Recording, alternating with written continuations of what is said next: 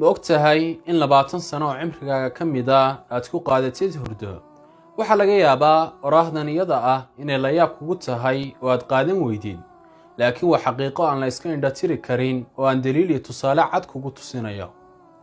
Sida wada ogsoonnahay, maalintu waxay ka kooban tahay 24 saacadood. 24 saacadood ee ah habeen iyo maalin, sida qaalibka ah 8 saacadood oo ka mid ah habeenkii qofku waxa uu ku qaataa hurdo. haddaba 8 saacadood marka loo eego 24 saacadood, macnaheedu waxa weeye 3 meelood oo meel ka mid ah qofku hurdo ayuu ku qaatay maalintiisii. sida rasuulka naxariista nabadgelyo uu inoo sheegay, ummadiisu cimrigeedu waxa uu noqonayaa maa bayna 60 wa 70, inta u dhaxaysa 60 ilaa 70. kaba soo qaad inaad 60 sano koonka dushiisa joogtay oo Rabbi subxaanahu wa tacaala uu cimrigaaga ku barakeeyay.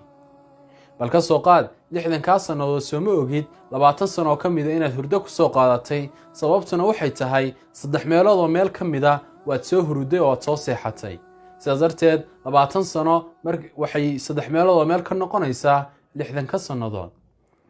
arrintaasi la yaab ma leh, laakiin la yaabka weyn waxa uu yahay marka aad banka qiyaamo istaagtid oo Rabbi subxaanahu wa tacaala uu ku xisaabiyo oo kitaabkaaga la kala bixiyo oo saxiifadaada ay kugu qoran tahay inaad 20 sano cimrigaaga ka mid ahaa aad hurdo ku soo qaadatay iyo mooganaan, laakiin isku darka cibaadaadkaagii iyo wixii Rabbi subxaanahu wa tacaala ku abuuray ee aad koonka u joogtay ee cibaadadaadii ay noqoto wax ka yar sanadba. bal ka soo qaad maalintii 5 salaadood ayaa tukataa, waaba qofka ugu roon baa laga yaabaaye 5 salaadood. salaadii qofka ugu badan waxa uu tukadaa 10 daqiiqo, maalintii waxaa tukatay waa 50 daqiiqo. haye bishii markaad u egtid 50 ku dhufo, waxay noqonaysaa waxaan adigu gaarayn marka loo eego 60 sano, sanad ama 2 sanaba.